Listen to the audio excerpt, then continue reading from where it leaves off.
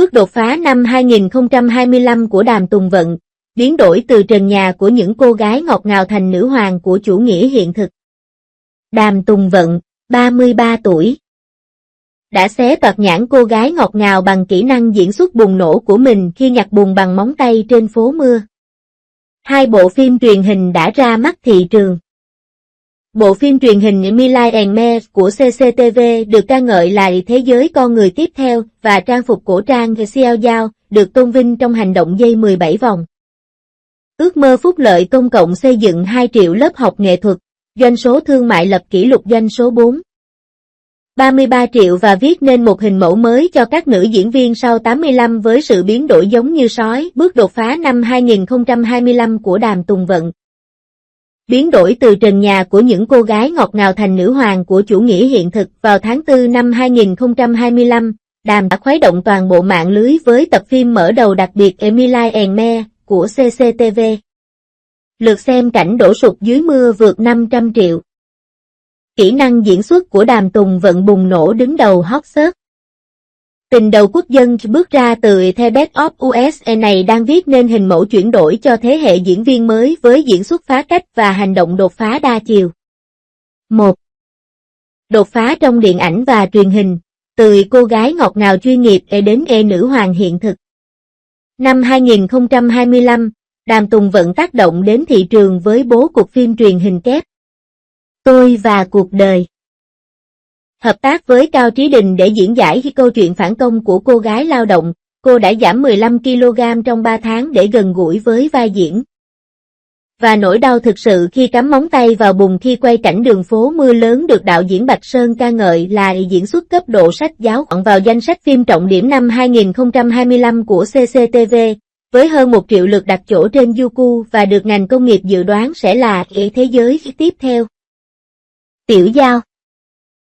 Hợp tác với Hầu Minh Hạo trong một bộ phim giả tưởng hóa trang, cô vào vai Tiểu Giao, người đã biến đổi từ một cô gái ngây thơ thành một vị thần chiến tranh mặc đồ đỏ. Cảnh chiến đấu với 17 vòng xoay dây được cư dân mạng gọi là chuẩn mực của các cảnh chiến đấu trong giải trí trong nước. Và nhiều phong cách theo phong cách đôn hoàng trong bộ phim đã trở nên phổ biến trước khi phát sóng. 2 vòng tròn phá vỡ từ thiện. Từ hiệu ứng ngôi sao đến trao quyền cho hệ thống. Với tư cách là đại sứ từ thiện của chương trình giáo dục nghệ thuật cho trẻ em nông thôn, Đàm Tùng Vận đã dẫn dắt người hâm mộ quyên góp hơn 2 triệu nhân dân tệ. Thành lập lớp học nghệ thuật Sông Nguyên tại 12 tỉnh thống giáo trình giáo dục thẩm mỹ chuyên nghiệp. Vào tháng 1 năm 2025, cô đã quyên góp vật tư chống lạnh cho quỹ Han Hong và lượng đọc các chủ đề từ thiện liên quan đã vượt quá 800 triệu.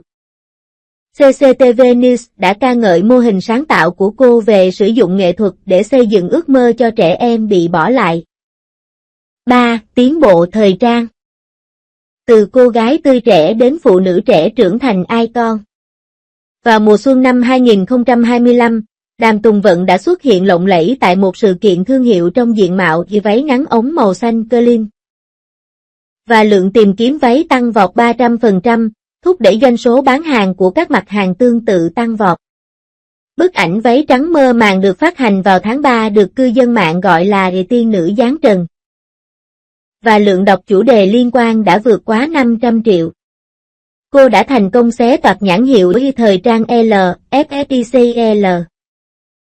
Trở thành bông hoa hậu 85 đầu tiên hạ cánh trên 5 tạp chí hàng đầu có chủ đề thực tế. 4. Giá trị thương mại, vụ thu hoạch chính xác của nữ hoàng hàng hóa. Lĩnh vực làm đẹp. Sau thông báo chính thức về việc chứng thực mặt nạ mắt hơi nước sáng bóng ren, doanh số bán các sản phẩm đơn lẻ đã tăng 48% so với cùng kỳ năm trước và lượng đọc của Đàm Tùng Vận AI Makeup Effect đã vượt quá 800 triệu. Lĩnh vực thời trang.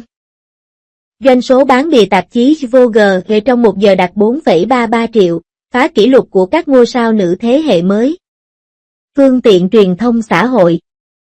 Lượng thảo luận chủ đề Đàm Tùng Vận Imitating Makeup của Seunggun là 63,26 triệu, lượng tương tác hàng ngày đạt đỉnh là 3,87 triệu và UGC ghi chú vượt quá 1,37 triệu. Xây dựng. 5. Phá vỡ tranh cãi, từ cổ tức lưu lượng truy cập đến tái thiết giá trị. Đối mặt với tranh cãi về việc thay thế nam chính trong Nghe Tôi Và Cuộc Đời, Đàm Tùng Vận đã trả lời bằng các tác phẩm của mình. Sự kết tủa kỹ năng diễn xuất, giảm sự xuất hiện trên các chương trình tạp kỹ. Tập trung vào việc đánh bóng đoàn làm phim và 17 đoạn NG từ những lời thì thầm nhẹ nhàng đến sự cuồng loạn trong tập đặc biệt kết thúc được ngành công nghiệp đánh giá là xé toạc nhãn tuổi tác bằng kỹ năng diễn xuất như sói. Tiếng nói trong ngành, đề xuất hệ thống đánh giá giá trị thương mại của diễn viên tại diễn đàn thượng đỉnh ngành công nghiệp điện ảnh và truyền hình. Đề xuất đưa các khoản đóng góp phúc lợi công cộng vào tiêu chuẩn xếp hạng nghệ sĩ và giành được sự ủng hộ chung của 300 học viên. Bài kiểm tra chuyển đổi, tiếp xúc với các kịch bản thực tế. Bố cục nhóm các vai phụ nữ đường chuyển đổi của Triệu Lệ Dĩnh. 02. Bộ phim truyền hình mới Nghe Tôi Và Cuộc Đời của Đàm Tùng Vận đang rất được yêu thích. Sự biến đổi của nữ thần băng giá thành Nghệ Thanh Y đã nhận được nhiều lời khen ngợi. Đàm Tùng Vận đã phá vỡ hình tượng cô gái quốc dân và diễn giải cuộc sống huyền thoại của một cô gái lao động nhập cư. Thành một doanh nhân trong suốt 30 năm trong Emily and Me. Đoàn làm phim đã tái hiện lại cảnh đường phố Thâm Quyến vào những năm 1990 theo tỷ lệ 1:1 và các diễn viên quyền lực như Vương Kim Tùng và Lưu Vĩ đã cùng nhau tạo nên người mang ký ức tập thể của những người lao động nhập cư này. Vào ngày 25 tháng 4 năm 2025, bộ phim truyền hình đầy cảm hứng Emily and Me, với sự tham gia của Đàm Tùng Vận đã chính thức được công bố sẽ phát sóng trên CCTV1. Bộ phim được chuyển thể từ tiểu giành giải thưởng văn học Mao Dung. Với khái niệm sản xuất thực tế không lọc và diễn xuất đột phá của Đàm Tùng Vận, bộ phim đã gây ra những cuộc thảo luận sôi nổi trên toàn bộ mạng lưới trước khi phát sóng. Là một vai diễn phức tạp mà Đàm Tùng Vận đã thử thách lại sau The Way Home. Độ tuổi của cô từ một công nhân nhập cư 20 tuổi thành một doanh nhân 50 tuổi trong vở kịch không chỉ cho thấy sự chuyển mình trong khả năng diễn xuất của cô mà còn được ngành công nghiệp coi là một cột mốc trong quá trình chuyển mình từ cô gái quốc dân thành Nghệ Thanh Y quyền lực của cô. Phim tài liệu thời kỳ công nhân, tái hiện một Thâm Quyến những năm 1990. Cuộc đời tôi và tôi lấy bối cảnh 45 năm cải cách và mở cửa. Phim kể về câu chuyện của Phương Nguyễn Chi, do Đàm Tùng Vận thủ vai, một cô gái đến từ vùng núi Quý Châu. Đã đi về phía Nam trở lại từ một công nhân lắp ráp nữ trở thành người sáng lập một công ty niêm yết. Đoàn làm phim đã chi hàng chục triệu nhân dân tệ để xây dựng một bối cảnh đường phố Thâm Quyến theo tỷ lệ 1:1 vào những năm 1990, từ những nhà máy đổ nát đến khu Hoa Cường Bắc rực rỡ ánh đèn neon. Thực sự khôi phục lại dấu ấn thời đại của sự phát triển của đặc khu. Một khán giả xúc động chia sẻ, khi xem cảnh đạp xe đi làm và về nhà trong vở kịch. Tôi nhớ ngay đến lịch sử đấu tranh của thế hệ cha mẹ tôi. Sự miêu tả tinh tế này về dòng lũ thời đại đã khiến vở kịch được giới truyền thông gọi là người mang ký ức tập thể của người lao động. Sự trưởng thành như vết sẹo của Đàm Tùng Vận, một vụ nổ thứ bậc từ sự nhẫn nhịn đến sự thức tỉnh. Trong vở kịch, Phương Vạn Chi đã trải qua nhiều đòn giáng như bị gia đình gốc ruồng bỏ, bị phản bội trong các cuộc chiến kinh doanh và cái chết của những người chuyển đổi liền mạch giữa các cung bậc cảm xúc như tuổi trẻ, thăng trầm và sự kiên trì. Trong đoạn giới thiệu, cảnh cô mặc quần áo công sở và ngước lên nuốt nước mắt cho thấy sự nhẫn nhịn và không muốn của nhân vật một cách sống động. Và hào quang dữ dội trong các cuộc đàm phán kinh doanh sau này phản ánh sự kiên cường tại nơi làm việc của Ninh Mạnh trong Polycome Direct. Đạo diễn Bạch Sơn nhận xét. Sự thay đổi của đôi mắt cô từ trong sáng đến thăng trầm khiến khán giả tin rằng đây chính là cuộc đời của cùng một người kéo dài 30 năm. Để hoàn thành vai diễn, Đàm Tùng Vân không chỉ nghiên cứu một số lượng lớn các vụ án kinh doanh trong những năm 1980 và 1990 mà còn tăng cân và thay đổi hình thể để gần gũi hơn với vai diễn. Thái độ chuyên nghiệp của cô được đoàn làm phim nhất trí khen ngợi. Đội hình tiên, Vương Kim Tùng và Lưu Vĩ diễn giải những thăng trầm của thế giới kinh doanh. Cuộc đời tôi và tôi quy tụ những diễn viên thực lực như Vương Kim Tùng, Lưu Vĩ và Đổng Thanh. Vương Kim Tùng vào vai Mạnh Tư Nguyên, một đại diện của chế độ gia trưởng phong kiến. Với diễn xuất đầy áp bức khiến khán giả phải suy ngẫm về các mối quan hệ gia đình truyền thống, Lưu Vĩ vào vai Hà Vĩnh Vượng, một hướng dẫn viên kinh doanh. Thể hiện diện mạo phức tạp của những doanh nhân trong những ngày đầu cải cách và mở cửa. Lý Quyên, người bạn thân do Đổng Thanh thủ vai, là người táo bạo và tình cảm. Vai tình chị em khởi nghiệp của cô với Đàm Tùng Vân đã trở thành điểm nhấn của toàn bộ vở kịch. Một số khán giả dự đoán bức chân dung nhóm của bộ phim này dự kiến sẽ tái hiện sức hấp dẫn của thế giới.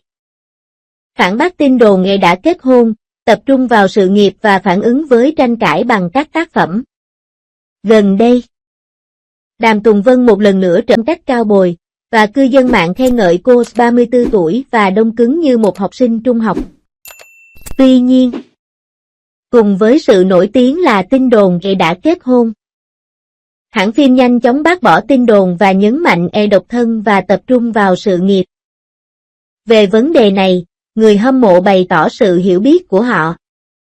Kỹ năng diễn xuất và vai diễn của Song Vân từ lâu đã vượt qua chủ đề về cuộc sống riêng tư. Trên thực tế, cô đã tiếp tục đột phá trong những năm gần đây thông qua các tác phẩm như Theo Way Back và You Are More Beautiful Than Starlight. Năm 2025, cô đã đóng góp 3 tác phẩm xuất sắc với số điểm Đao Bần là 8-0. Chứng minh một cách mạnh mẽ rằng giá trị của diễn viên không cần phải được định nghĩa bằng các nhãn hiệu hôn nhân và tình yêu. Bí quyết để có tuổi trẻ đông lạnh và thái độ chưa được sức sống của diễn viên.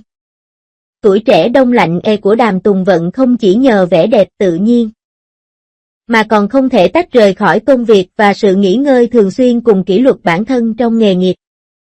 Cô từng tiết lộ rằng để duy trì trạng thái của vai diễn, cô đã kiên trì chạy 3 km mỗi sáng trong quá trình quay phim và đào sâu hiểu biết của mình về vai diễn bằng cách đọc một số lượng lớn tiểu sử doanh nhân.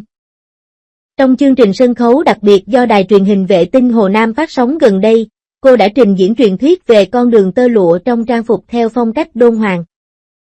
Sự kết hợp giữa múa cổ điển và ca hát hiện đại đã khiến khán giả kinh ngạc và được khen ngợi lại đẹp như bước ra từ một bức tranh tường. Từ cảnh cảnh trong The Best of Us đến Phương Nguyễn Chi trong Emily and Me, Đàm Tùng Vân đã hoàn thành quá trình chuyển đổi từ thần tượng tuổi trẻ thành diễn viên quyền lực trong 12 năm. Bộ phim truyền hình mới trở nên sản xuất xuất sắc mà còn vì Đàm Tùng Vân đã đón nhận sự đa dạng của các vai diễn với thái độ không giới hạn. Như cô đã nói trong một cuộc phỏng vấn, sức sống của một diễn viên nằm ở việc liên tục phá vỡ vùng an toàn. Tôi mong đợi tác phẩm chân thành này với không sao giao thông và không có cốt truyện đẫm máu để mang đến nhiều bất ngờ hơn cho khán giả.